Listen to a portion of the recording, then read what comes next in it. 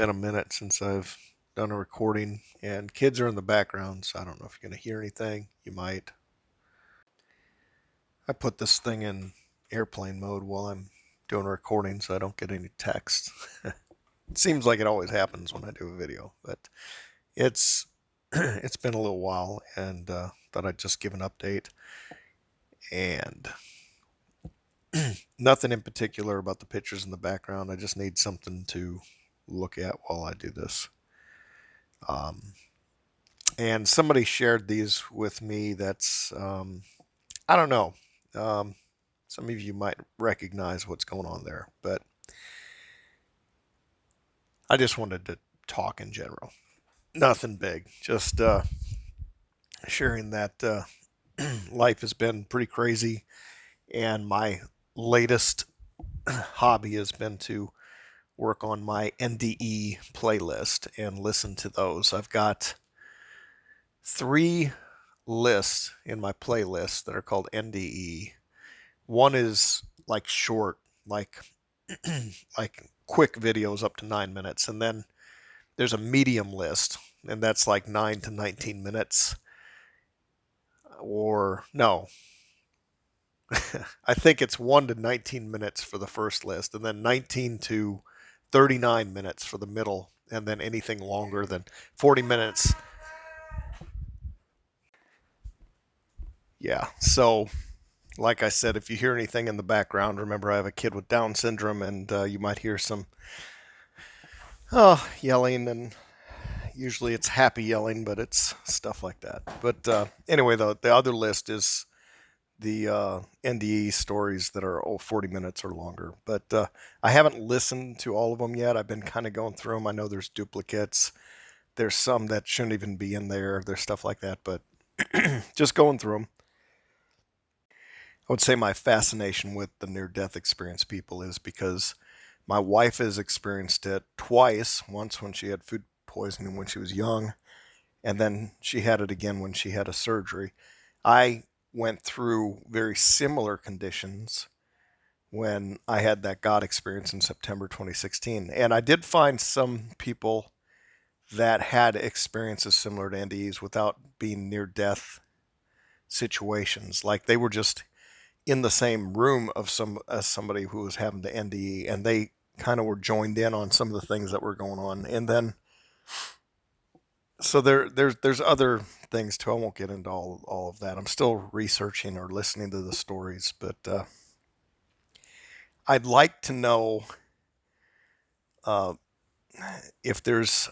I'd like to find some studies that are very non-biased. The problem with this is the researchers seem to always have their own take on what's going on. So you are going to hear a person's worldview often come through. I mean, just even these TV shows and stuff like that, these platforms that present miscellaneous stories on near death experiences, they are handpicking the people that they want to talk because that is the storyline that they're going with. So, they're selective. They're choosing one story over another, and that helps support their motivation, whether it be to enhance their worldview or put forward their worldview, or if it's just to get more viewers. Whatever their motivation is, they're still being selective. So I don't like that, but there's just no way around it. I am finding it curious, the people who are having encounters with hell. And I am finding about 10% are having a hell experience, but those numbers could be skewed. I mean, a lot of people who have a hellish experience may never come back to report that they went to hell just out of, embarrassment, maybe just that, it was embarrassing. I mean, it seems like the ones who have been reporting about their experiences in hell, they are completely different people now. They've changed their life around 100%. They are like people that were drug dealers and pimps, and they've come back, and now they're going to church and worshiping Jesus, and they're different people. So they come back saying that. But there's a lot of people that might choose not to even share that it happened to them. Well, I just lost my picture.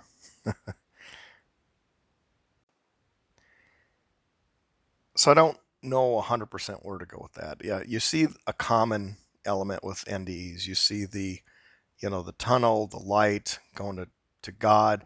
Many times Jesus is part of the experience where they're talking to Jesus. Sometimes they can see his face, other times they can't. I mean, there's all kinds of different uniquenesses about different experiences.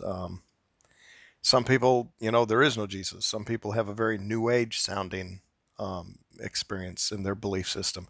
I saw one that was a Muslim and she met Allah. So it's just, there's a variety of experiences, and it's really hard to say what the reasons are. But I think the idea that these are just chemicals in the dying brain, there's enough research to show that there's more to it than that. That people are actually there's so much solid evidence that they can leave their body. They're in different rooms. They're hearing conversations that they have no way of hearing. There's truly an out of body experience of a consciousness, a being who, and so many of them say when they're in that state that they have no difference between their regular person and who they are outside of their body. They're thinking, they don't even realize they're dead at first. That's how similar their brain function is. I shouldn't even say brain function. Their consciousness function is outside the body.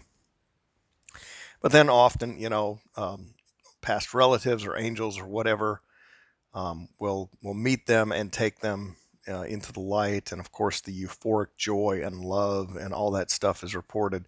And that is the hardship of many of them to come back to their physical body. At first, they're like all for it because there's still work that needs to be done or people that need them here. But they go through a great depression too after returning many times because it's just so much worse here than it is in heaven. And the opposite is true of those who have the hell experience. They get pulled into the most horrific scene they've ever seen in their life, the worst experience they've ever had, and Earth is heaven compared to that. So it's just so much of a perception there of what's going on.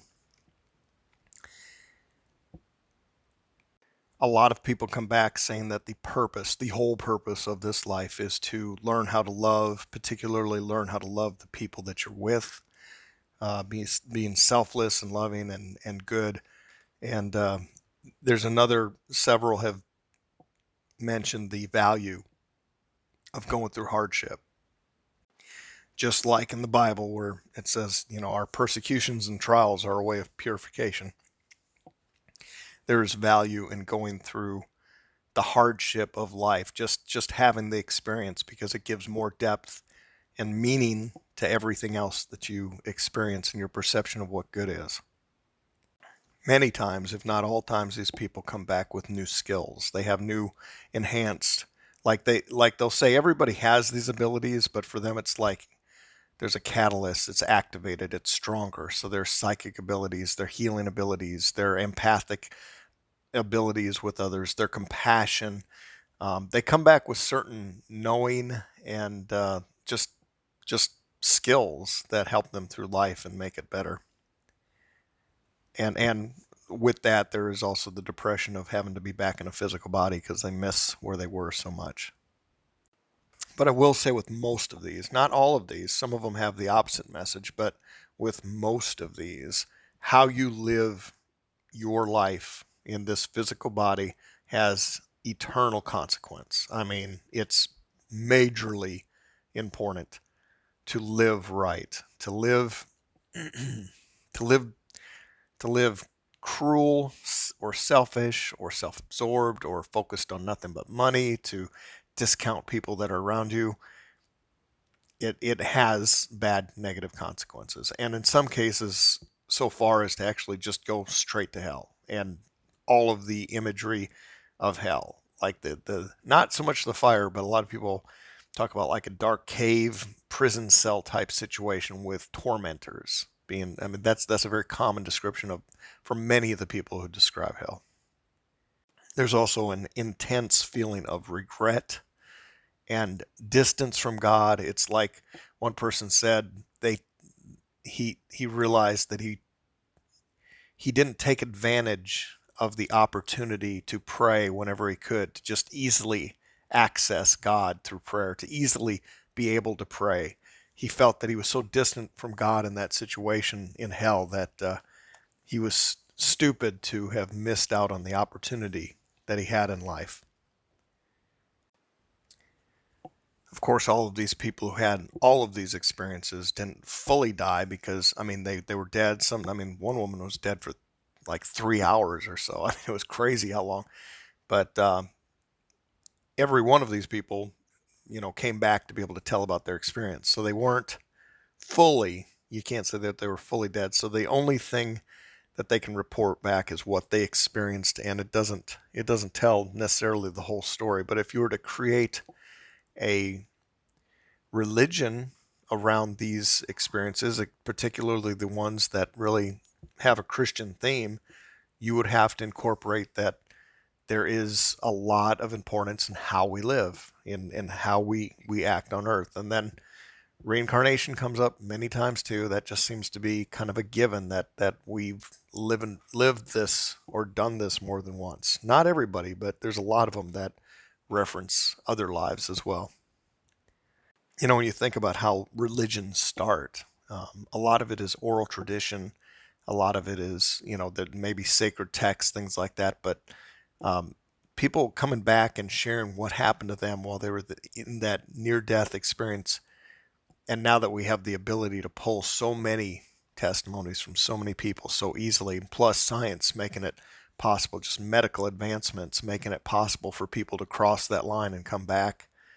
Um, it seems like this is all the fodder that you need to create a religion in itself. I mean, I'm always thinking this way, I guess, because of my theological background and studying theology in college. But this is essentially what religions are made of. This is these concepts and bringing it all together.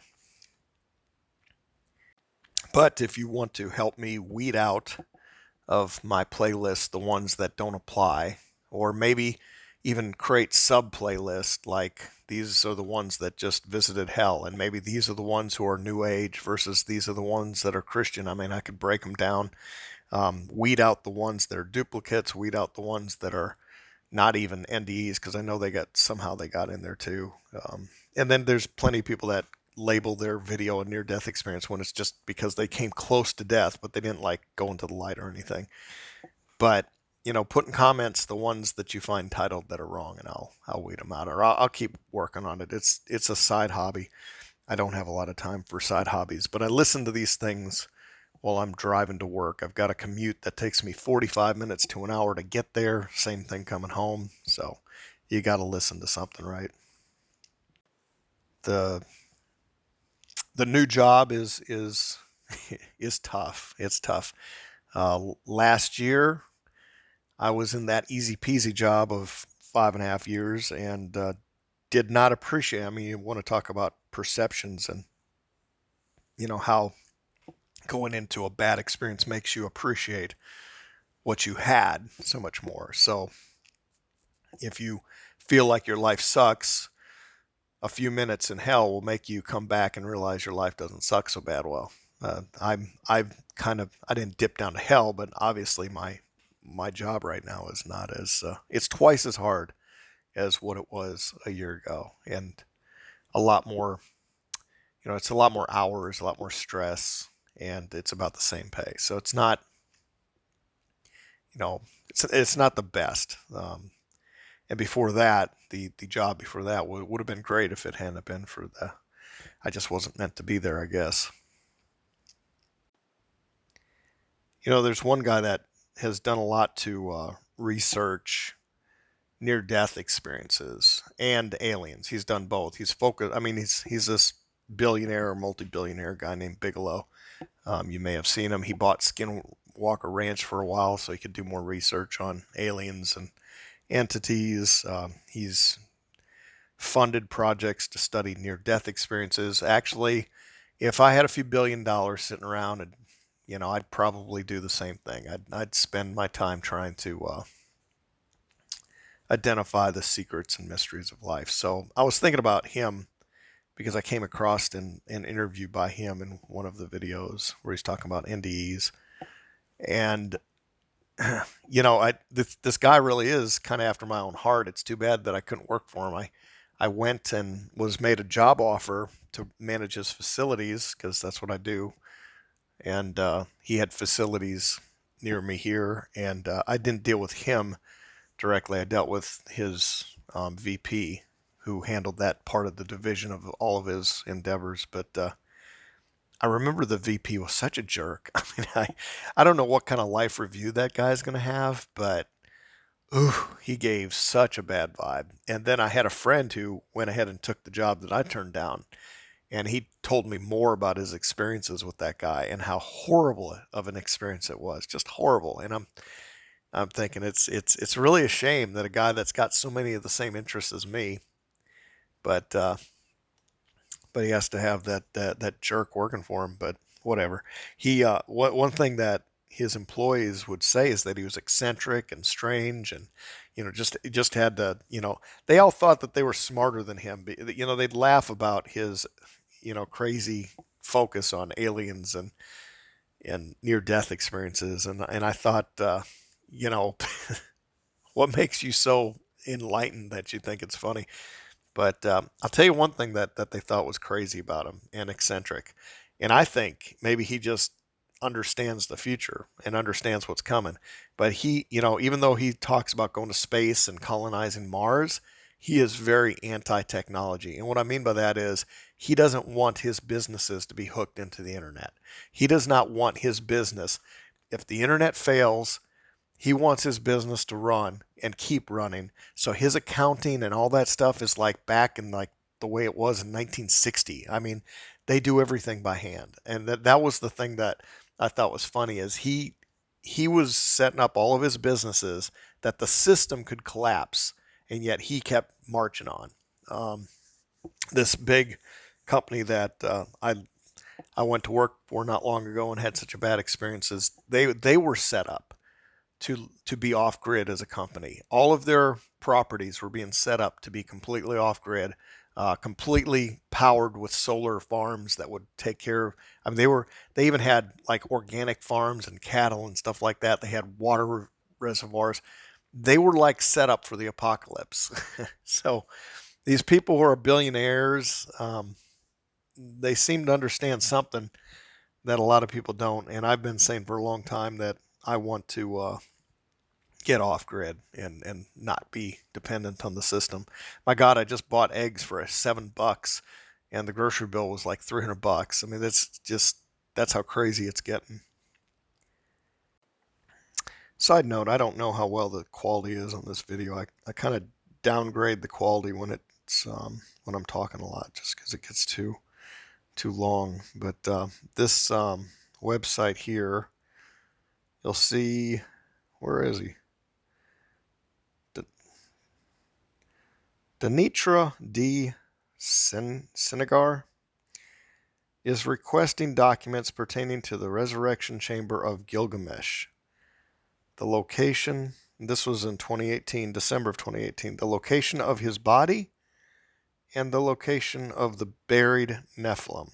And then you look what the other requests are on this thing. Um, it's all government type tracking, but this is on page 470 of 483. And of course, if you start digging now, you might get the snap. It's not going to work, but the website is foia.state.gov. foia.state.gov. Go to page 470 there and look at it for yourself. It's kind of crazy that somebody's wanting to know that one. So I'm sure everybody's going to chime in their thoughts about near-death experiences, and that's fine. I have the conversations amongst yourselves. I'm not going to argue with anybody. I'm still, listening to everything, taking it all in, and I will say this: those accounts of hell, they scare the hell out of you. I mean, it it makes me think, do I want to do anything to even chance that? I mean, do I you really want to walk the straight and narrow after you hear some of these experiences, because it's horrible. Now the problem I have with hell is it just feels like it's a little bit overkill, just a tad much. Now I can see maybe God building a place that would house all these demons or archons or jinn. He has a place that would put them, kind of like a safe spot over in the corner, and maybe they turn it into, all the torture and things like that because that's their nature. I could see that, but eternity is just such a long time. I don't like that one. I don't like that concept so much. And then the other concept is maybe it's all, the ends justify the means, and these people are just being scared so that they'll get scared straight. That they'll come back, and many times they do. Most of the time, they come back and they turn their life around. If they were drug dealers, they stop being drug dealers, and they stop abusing drugs and all that sort of thing. They get right because the experience was so powerful. So, maybe that's the case, that it was just done to kind of steer these people right, but I don't like things that are done that are not true just because it justifies a greater good at the end. I mean, it's very possible that our souls or spirits agreed that we would, like we agreed to this in advance, that we said, if we're going the bad path, let's do something to shake me up, and if it takes this level of extreme, let's do it. Get me back on path no matter what. I don't know, but it does make sense that we learn to live better. Even with the knowledge that I should do better, that I should love more, the head knowledge is there, but it's not as easy. It's easy to say, not so easy to do. That's the hard part, right? I find myself just getting irritated with people all the time, and I don't know. I'm like, how do you stop? How do you stop not getting irritated with people that wrong you, or the people that are just letting the world go down such of a stupid path? You get mad at the bureaucracy and the mindless obedience of people without any question. I mean, you just get mad that society is not fighting back. You get mad that we're being taken down a road that you can clearly see what's happening and so many people don't. You get angry. And I mean, I guess you get part of that anger is out of love, but it's a little bit selfish too. Oh well, I'm just rambling here, and wanted to just encourage you to check out the playlist about the NDEs, and you can help me get those cleaned up a little bit. And y'all have interesting thoughts, and I don't know. I mean, I honestly, some of these NDEs are very opposite from one another, and some of them are definitely based on a bias from the platform that it's coming from. I mean, they're just too commercial. That's another playlist I would like to develop, is the ones that seem the most legit, the most sincere, the most like there's no agenda with this person. They're just sharing what happened to them. And with hellish experiences can be tough to define, because like my wife went through, she was surrounded by shadowy demons, and she could read their thoughts and all that stuff. They couldn't read hers, and they didn't know the light was behind them, but she passed through them almost like they made the tunnel. So instead of going into the tunnel, there was the light behind them surrounding her, and their shadowy presence made the tunnel. So if that makes any sense, the tunnel can be different forms, and sometimes people skip it altogether. But so many interesting things. Anyway, I'll leave you with that. Have a good week, good day, good month. I don't know how long it'll be before I upload again. Anyway, catch you later. God bless.